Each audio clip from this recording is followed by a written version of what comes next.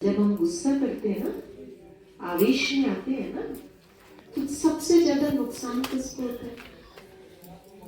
खुद को ही होता है, खुद को ही होता है। जब गुस्सा करते तो सबसे पहले हमारा ही माथा भारी होता है ना? हमारा ही बीपी बढ़ता है, हमारे ही संबंधों में दूरियां बढ़ती है, हमारे ही घर में अशांति का वातावरण होता है ना? और जैसे चूल्हा जलाते ना, आप तो चूल्हा जलाते होंगे, सब तो ग्रामीण एरिया में तो जलाते हैं। तो जब आप चूल्हा जलाते हो तो अंदर वाला हिस्सा पहले गर्म होता है या बाहर वाला? अंदर वाला जल्दी गर्म होता है क्योंकि उसके पास ही आग जल रही है। तो गुस्सा है ना, गुस्सा, क्रोध एक अग्नि है, और वो अग्नि जब जलती है ना तो पहले आपका ही माई से गर्म हुआ, दूसरा अग्नि तो पाछे पहुंचे। पर सच्चाई ये, क्रोध करके उसके पास तो बाद में पहुंच रहे, पहले दुखी कौन हो रहे? खुद दुखी हो रहे हैं, खुद दुखी हो रहे हैं। और क्रोध करके हम किसी से काम बनवा नहीं सकते, करवा नहीं सकते हैं।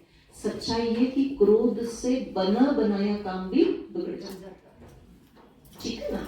तो आज एक आहुति देते हैं कि आज से मैं क्रोध नहीं करूंगी, आज से मैं गुस्सा नहीं करूंगी। अब मैं आपको एक तरीका बताती हूँ, क्योंकि हम में से एक भी नहीं चाहता कि मैं गुस्सा करूं या मैं आवेश में बोलूं या मैं चिड़चिड़ापन हूं, एक भी नहीं चाहता है। पर क्या हमको ना चाहते हुए भी हमारे पास वो विधि नहीं है, वो तरीका नहीं है कि कैसे मैं इससे बाहर निकलूं? मैं आज आपको तरीका बताती हूँ, बहुत ध्यान से सुनना। और उसको बहुत सिंपल सी बात है, गुस्सा आया शांति के अभाव में, क्रोध आया शांति के अभाव में। हमको शांति का गुण हमारे अपने पास है, उसको दबे हुए को उजागर करना है। तो आपको क्या करना, रोज ये सोचना है, कम से कम 21 बार या 11 बार या ज्यादा टाइम है 51 बार, जितना ज्यादा सोचोगे ना उतना ज्यादा फायदा होगा। आपको ये सोचना है सवेरे उठते ही कि मैं एक शांत आत्मा हूं। बोलिए, क्या सोचेंगे, क्या बोल रहे? मैं एक शांत आत्मा हूं। ये आत्मा क्या चीज होती है, इसको समझते हैं। ये शरीर है ना, शरीर ये तो मिट्टी का बना है, ये शरीर तो हड्डी मांस का पुतला है, ये शरीर तो एक दिन हम छोड़ना पड़ेगा हमको। तो इस शरीर को जो शक्ति चला रही है, जिसकी वजह से हमारी ये आंखें देख पा रही है, ये कान सुन रही है, ये मुख बोल रहा है, ये हाथ पांव चल रही है, ये सब एक ऊर्जा है, एक प्राण शक्ति है, जिसको आत्मा या पंची या रूह, सोल, कई नामों से जानते हैं।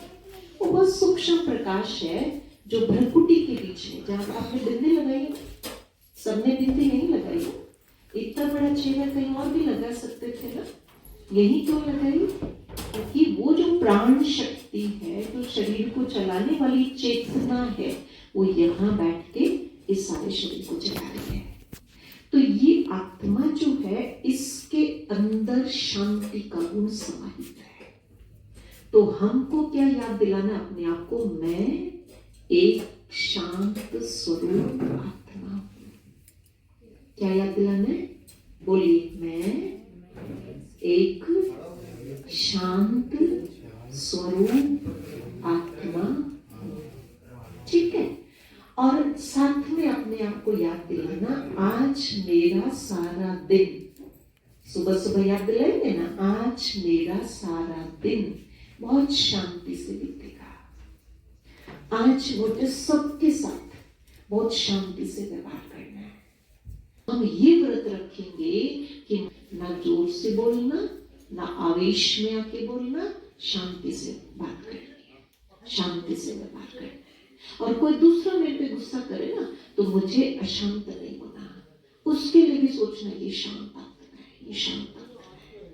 हो सकता है ना, अगर ये 5 दिन आपने कर लिए ना, तो संस्कारी शांति वाला बन जाएगा, संस्कारी शांति वाला बन जाएगा।